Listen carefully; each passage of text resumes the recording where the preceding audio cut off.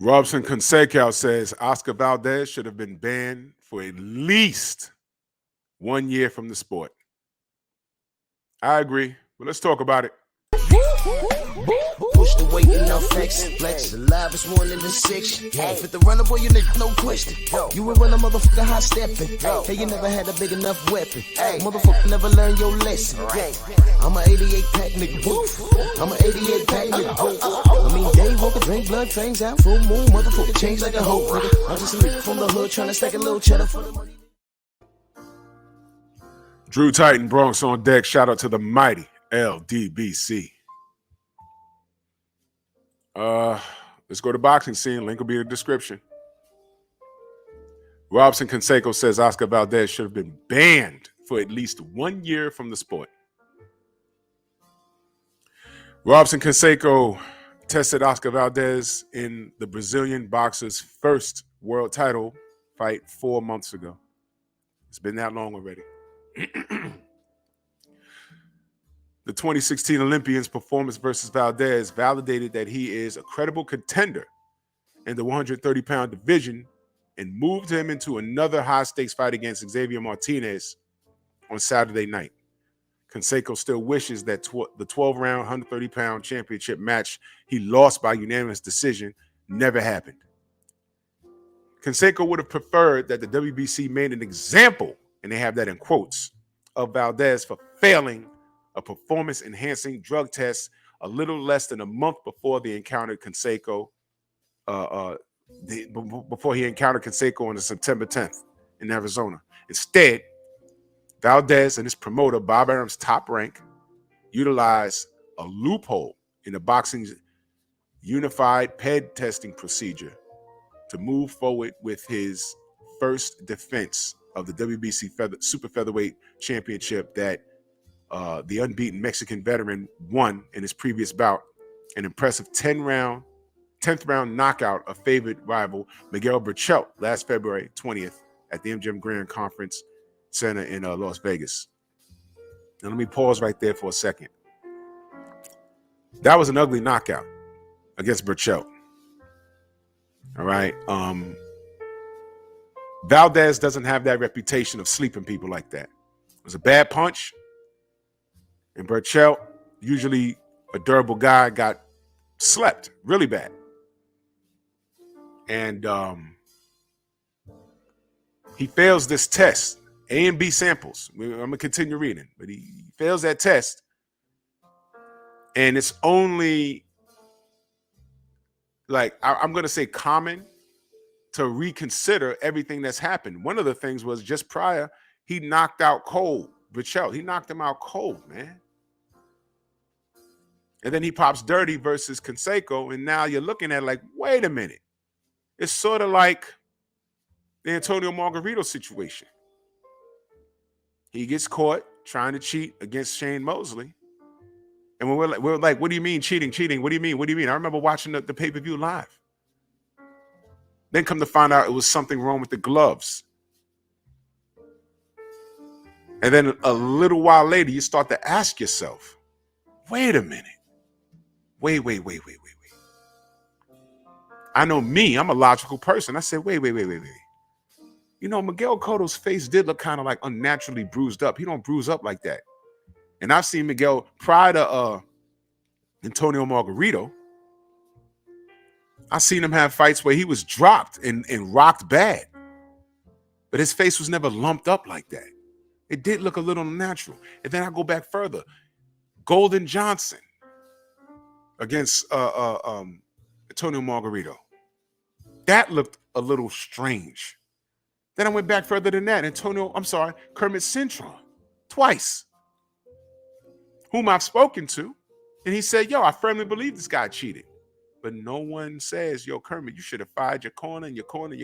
Look, there's certain things you just get away with and you can't prove in boxing, but you know it exists.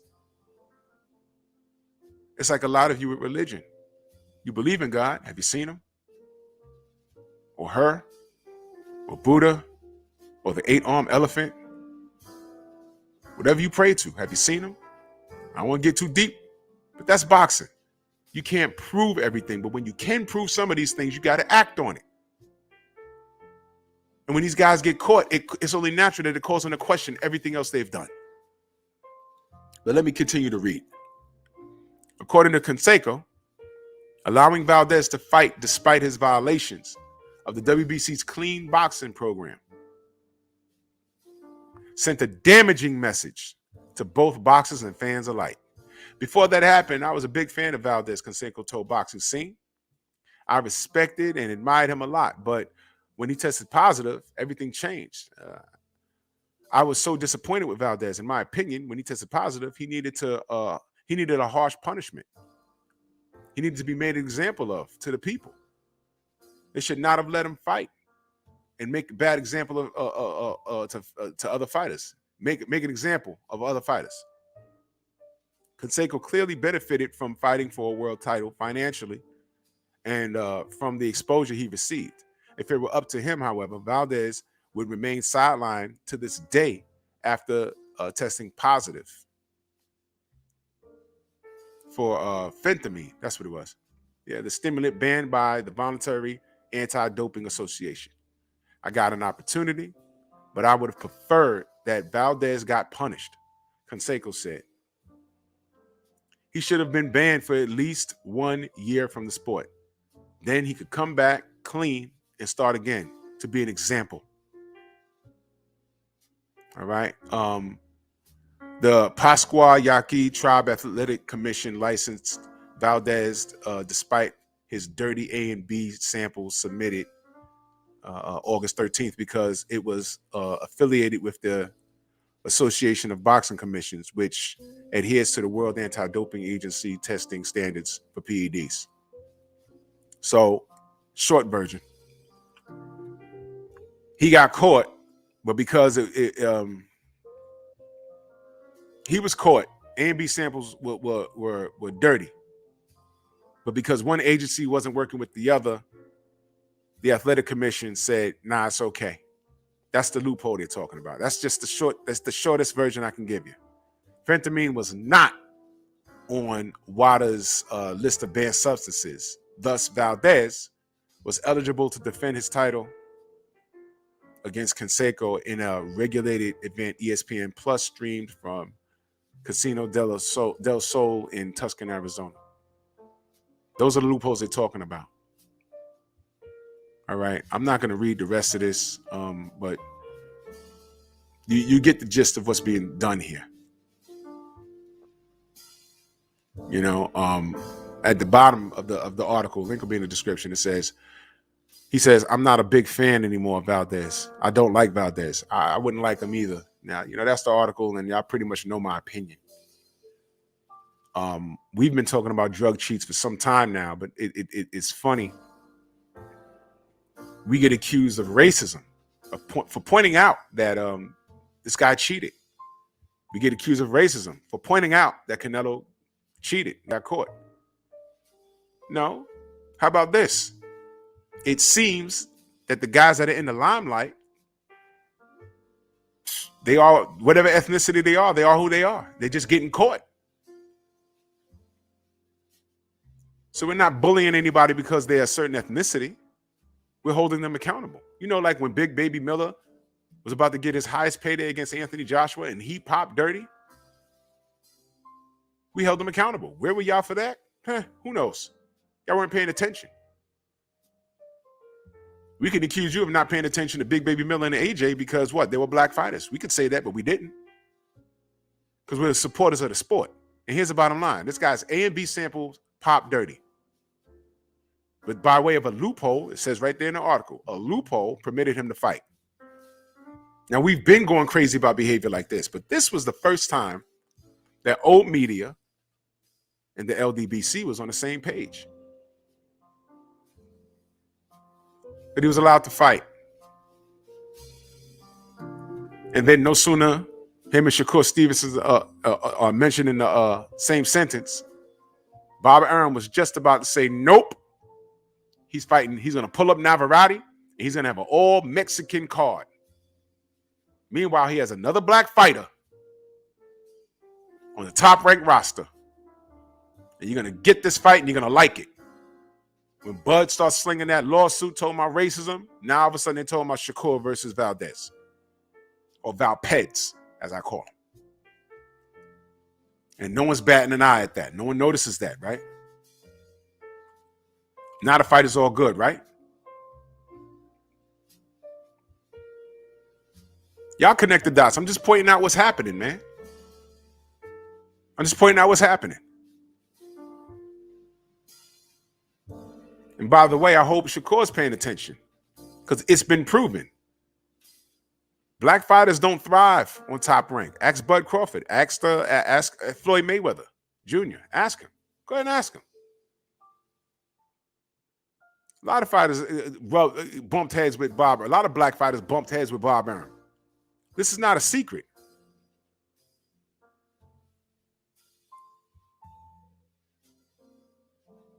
He was trying to keep Shakur away from this guy for what? We were told by a high-ranking executive that worked the Top Rank, they have a board. And on the board, they have a list of fighters and black fighters that are avoided. Keep these guys away from these guys, these black guys over here. A high-ranking executive also said, yo, look, told the story. And salute to Barbershop Conversations. Told the story there. He said, look, man, you can go to any place in America and you can ask a white person to throw a jab and they'll cock their hand back like a woman and just throw a weird punch.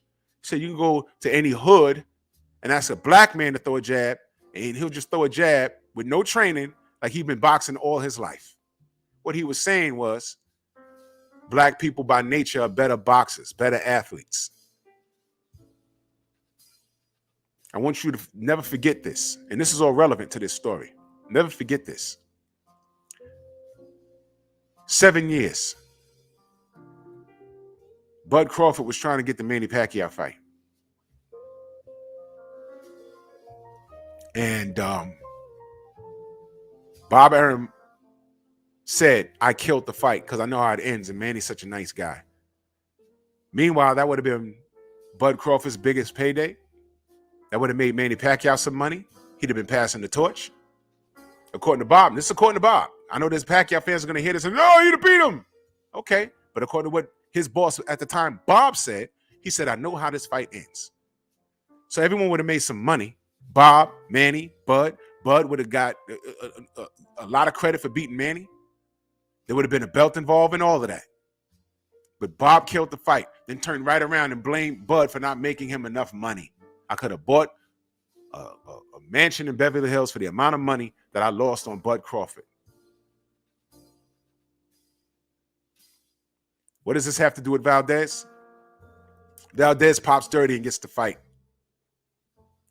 Tyson Fury pops dirty, has a drug problem. He gets to call off fights and fly out of the country and come back. He gets to claim COVID, but be seen out and about with no mask on at car dealerships. Huh? Valdez gets to pop dirty and still fight due to a loophole. But Bud Crawford is the villain. And Shakur Stevenson, if it wasn't for this lawsuit, I firmly believe they wouldn't be talking about Valdez versus Shakur because he was just saying how he wanted Valdez versus Navarrete, who's in a weight class down south of him. He was going to pull him up in weight and have an all-Mexican card. He said that. What changed? The Bud Crawford lawsuit. That's what changed. But you want to call us racist for pointing out things that are right in our goddamn face. You know what it is? It's normal for y'all. It's normal. We had a high-ranking executive from Top Rank saying that there's a board with, in one part, there's black fighters and everybody else. Mexican, Venezuelan, everyone else. And they keep them away from the black fighters. Shakur Stevenson versus Valdez is supposed to be next. And Bob just tried to put him in the ring with Navarrete. Right in our face. This guy popped dirty and was allowed to fight. Conceicao didn't have to take the fight. That's what I was saying. But you know what? I don't know what his bills look like. He does this for a living. Now, he did well. A lot of people say, man, he got robbed. Either way, he made a name for himself. He may have caught lightning in the bottle because the world done turned on Valdez. ESPN was saying, no, this ain't right. So I'm glad Conceicao took the fight and didn't get hurt. And he showed up and he showed out. And he didn't get the nod, but that's okay. But don't ever tell me that this ain't about race. He's right. He should have been made an example of. Because I know if Bud Crawford popped dirty A&B samples, he'd be out of the sport. When was the last time you saw Big Baby Miller fight? Don't know. But none of you care. So you need to decide what kind of supporter you are. Bronx on deck. Move!